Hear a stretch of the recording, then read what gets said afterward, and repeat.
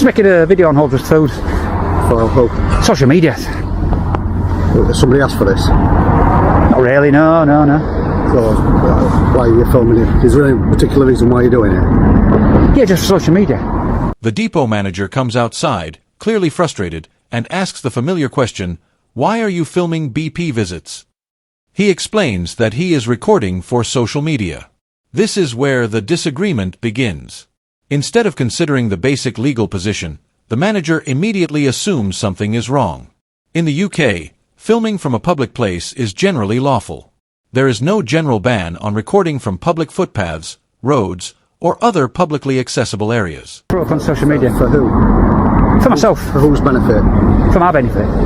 For what reason though? Because I enjoy doing these things. I make little videos on companies. Right, can I ask you not to be doing that then? Right, what do you mean? Well, there's no reason why it should be. If you ask these lads permission if you can film them. I'm not filming lads, I'm just filming the vehicles and your racks and stuff. We've got staff in here that, you shouldn't be filming them. In the UK, people generally have a lower expectation of privacy when they are in public. If people or property can be seen from a public place, they can usually be recorded without permission, as long as the footage is not being used for harassment or another unlawful purpose. The manager's argument is even weaker because BP Visits is not specifically filming the workers. His main focus is the vehicles. There is generally no requirement to ask permission before recording trucks, lorries, or company property that can clearly be seen from a public area. The manager either seems misinformed or is trying to create a problem where there may not be one. Sure, there's some like... I can see it from here, can't I? So No, you shouldn't be filming staff. We are asking permission, or anybody on this firm, you shouldn't be filming them. I'm not particularly filming people, I'm just Can I ask you filming on it? vehicles. I don't usually give my details. Right, so can I ask you to leave here then? What, the public area? Well, this is our Listen, front entrance. this is public. And here comes the next problem. BP Visits is standing in a public area where he is allowed to be, yet the depot manager tells him to leave. But there is a major issue with that demand. A private business does not automatically have the legal authority to remove someone from public land simply because they are filming. The fact that the manager dislikes the recording does not, by itself, give him the power to order BP Visits away. This is counselling, it's drop care, Okay then. Right. surely. So you're not prepared to give me your name? What's your name? I'm depot manager here. What's your name? This is relevant. There you go. Then the manager makes another request. "Are you willing to give me your name?" BP Visits knows he is not generally required to provide it, so he simply refuses. But then he asks the manager for his name in return. Suddenly, the manager says that his own identity is irrelevant.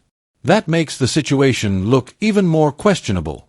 If the manager genuinely believed that identifying themselves was important for security or accountability, refusing to give his own name seems inconsistent. You're filming people here that...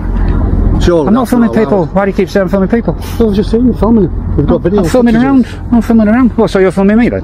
Yeah. So, was that allowed now? Safety at premises. Oh, okay. I'm doing it for my safety now. I'm just filming people. Oh, yeah. Yeah, I don't know. Might run out with me or something. I don't know. Yeah, okay. This is where the depot manager starts weakening his own argument. He admits that the business uses CCTV to record people. That creates an obvious double standard.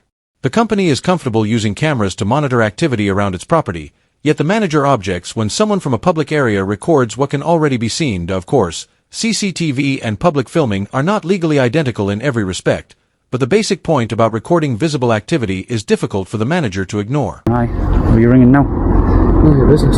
Okay. You look intent on it. Yeah, I am. So what's the issue? I don't get what the issue is. Well, if I come outside your house and we're filming outside your house... Do you live here? Then comes the classic comparison. What if I came to your house and filmed outside? BP Visits immediately asks, "Do you live here?" The comparison does not really hold up. A private home and a commercial warehouse are very different situations. This is a business operating openly, with vehicles, signs, and other activity visible from public land. A private residence can involve stronger privacy protections, including issues under harassment law and Article 8 of the Human Rights Act 1998. A commercial property does not automatically have the same level of privacy for activity that is openly visible from a public place. Yeah, can I have voice, please? Really? Get out of it.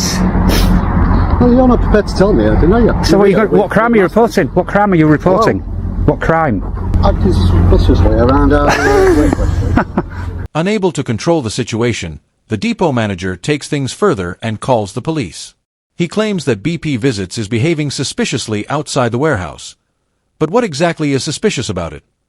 Filming from a public place is generally lawful, and there is no obvious indication here that BP Visits has committed a crime.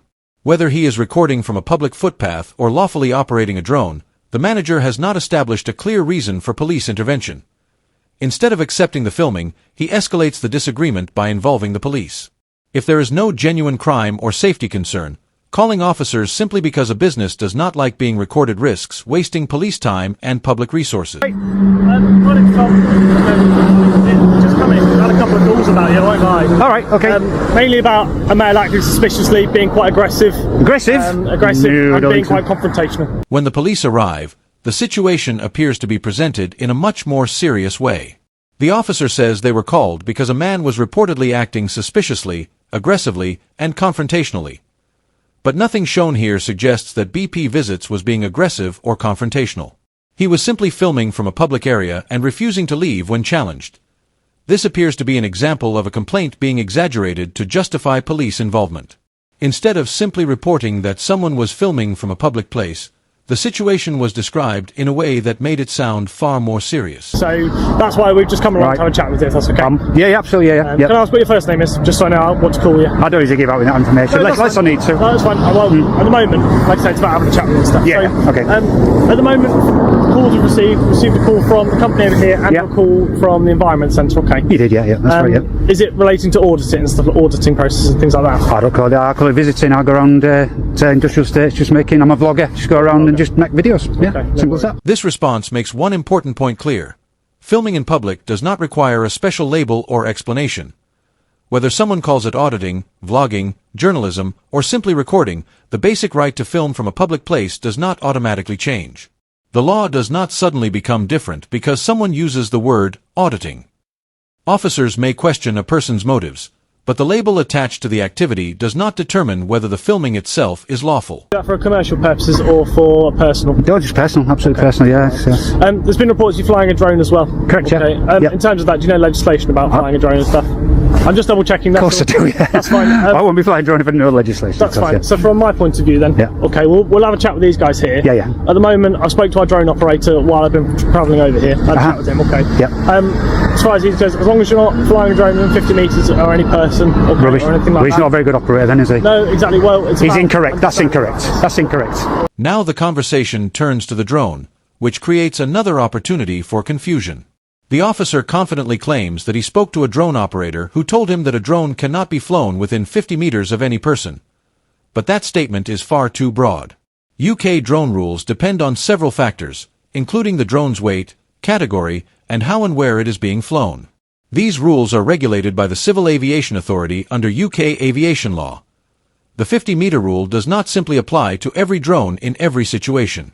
For many consumer drones operating in the open category, different requirements can apply depending on the specific circumstances. Are you sure he's a drone? Using it for a personal use. Are you sure he's a drone operator? Rather than like a commercial use versus Yep. needing a drone operator's license stuff. Can I ask what drone you're using as well, size-wise at all? Yeah, it's a 249-gram drone. BP Visits appears to understand this and confirms the weight of his drone, showing that the drone falls within the relevant category. Of course, that does not mean every flight is automatically legal. The operator still has to follow aviation rules, airspace restrictions, and safety requirements. However, the police cannot simply order him to stop flying based on the assumption that a blanket 50-meter rule applies to every drone. Under the Air Navigation Order 2016, drone operators must fly safely and avoid endangering people, property, or aircraft.